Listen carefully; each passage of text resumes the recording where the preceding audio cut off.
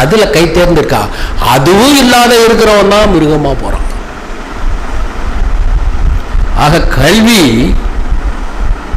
எப்படி சிரிக்க தெரிந்த மிருகத்துக்கு மனிதன் என்று பெயரோ அதே போல கல்வி படித்து விட்டால் சாதாரணமாக இருக்கிற சுப்பிரமணியம், குப்புசாமியும், ரஹமத்துல்லாவும், இன்ஜினியர்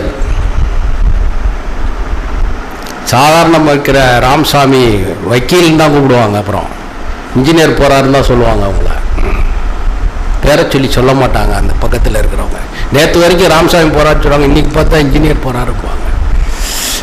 அந்த கல்வியோட எப்படி கல் சிலையான பிறகு அந்த சிலைக்கு உண்டான பெயர் வருகிறதோ அதே போல் ஒரு சாதாரண ஒரு மானுடனை மனிதனாக மாற்றுவது கல்வி.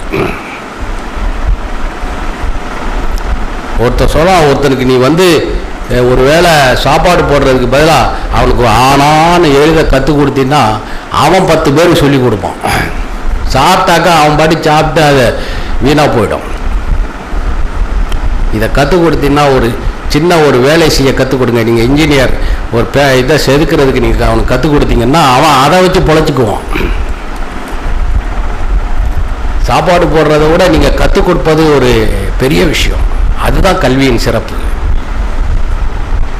1924 ஒரு தனியார் நிறுவனம் ஜெனீவாவில் கல்விக்கான உரிமையை நிலைநாட்ட உருவாக்கப்பட்டது. 1924. அப்புறம் அது ஒரு அரசு நிறுவனத்தோடு சேர்ந்து 1929 அதே தனியார் நிறுவனம் அரசு நிறுவனத்தோடு தேர்ந்து செயல்பட துவங்கியது ஜெனீவாவில். 1945 இது எல்லாமே கல்விக்காக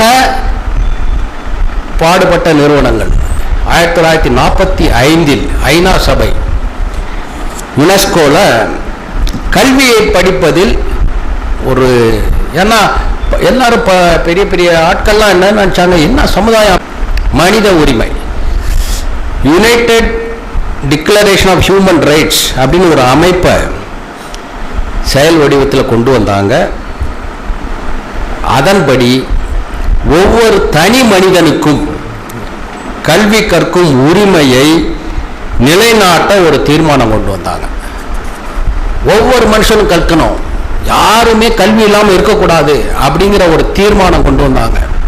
அதில் இந்தியாவும் பங்கேற்றது 1998. அப்புறம் சரி, இந்தியா பங்கேற்றதுக்கு முன்னாடியே இது 1998. 1947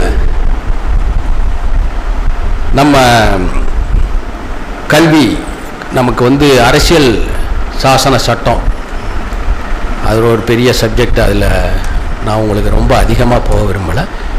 1946லேருந்து 1950 வரைக்கும் அந்த அரசியல் சாசன சட்டத்தை உருவாக்குவதற்கு பெரிய பெரிய மேதைகள்லாம் பாடுபட்டாங்க. அதில் அந்த அரசியல் சாசன சட்டத்தில் ஒரு ஷரத்து கொண்டாந்தாங்க, 45வது ஷரத்து.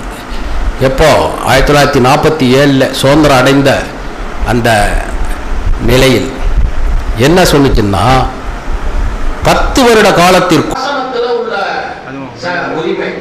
சட்ட உரிமை உச்ச நீதிமன்றம், நான் தற்போது வைக்கின்ற அந்த நிறுவனம் உச்ச நீதிமன்றம், மோகினி ஜெயின் அப்படின்னு ஒரு கேஸ் 1992ஆம் வருஷம். அது என்ன சொன்னாங்க, கல்வி கற்க வேண்டியது ஒரு தனிப்பட்ட மனிதனின் அடிப்படை உரிமைன்னு பிரகடனப்படுத்துச்சு. அரசியல் சாசன சட்டத்தில் கூட சொல்லல, உச்ச நீதிமன்றம் கொண்டு வந்து சொல்லிச்சு 1992ஆம் வருடம். எனக்கு அடிப்படை உரிமைங்கிறது அது கூட ரொம்ப உயர்ந்த ஸ்தானம். எனக்கு ரைட்டு படிக்கிறதுக்கு அப்படின்னு ஒவ்வொருத்தருக்கு உரிமை கொண்டாடலாம் அப்படின்னு சொல்லி உச்ச நீதிமன்றம் முதல்ல சொன்னாங்க. அடுத்து 1993ஆம் வருஷம் உன்னி கிருஷ்ணன் ஒரு கேஸ்ல அரசியல் சாசன சட்டத்துல ஒரு ஷரத்துக்கு 21, ஒரு தனி மனிதனுடைய சுதந்திரத்தை யாரும் கட்டுப்படுத்த முடியாது. ஷரத்து 21, தனி மனிதனுடைய உரிமையை யாரும் கட்டுப்படுத்த முடியாதுன்னு சொல்லுது. அந்த ஷரத்தில் வரும் இந்த கல்வி அப்படின்னு உச்ச நீதிமன்றம் 1993ஆம் வருடம் உன்னி கிருஷ்ணன். அதுக்கப்புறம் 98ல் இன்னும் 11 நீதிபதிகள் கொண்ட வழக்கு மன்றம் அந்த இந்த உரிமையை ரொம்ப விரிவாக சொல்லிடுச்சு. இதெல்லாம் கருத்தில் கொண்டு நமது அரசியல் ஆட்சி புரிகின்ற 86வது திருத்தம் ஒன்று அரசியல் சாசன சட்டத்தில் கொண்டாங்க. அது ஆர்டிகிள் 21 கேபிட்டல் ஏ இப்போ வந்திருக்காது. 86வது அமெண்ட்மெண்ட் 2 ஆர்டிகிள். நான் சொன்ன 21 வந்து தனி மனிதனுடைய உரிமை, அவனை கட்டுப்படுத்தவே முடியாது எக்ஸப்ட் ஃபார் ரீசனபிள். தப்பு பண்ணா சட்டம் அவனை கையாளும். தப்பு செய்யாம சாதாரணமாக இருக்கக்கூடிய ஒரு குடிமகனை கட்டுப்படுத்துவதற்கு எந்த ஒரு யாருக்கும் எந்த ரைட்டும் கிடையாது. அது ஆர்டிகல் 21. அதை வந்து அந்த மாதிரி ஒரு தனிப்பட்ட ஒரு உரிமையை உட்பட்டதுக்கு இப்போ வந்து இன்னைக்கு சட்டம் வந்து இருக்கு. எல்லாருக்கும் படிப்பதற்கு ஃபீஸே கிடையாது. எல்லா கல்வி நிறுவனங்களிலும்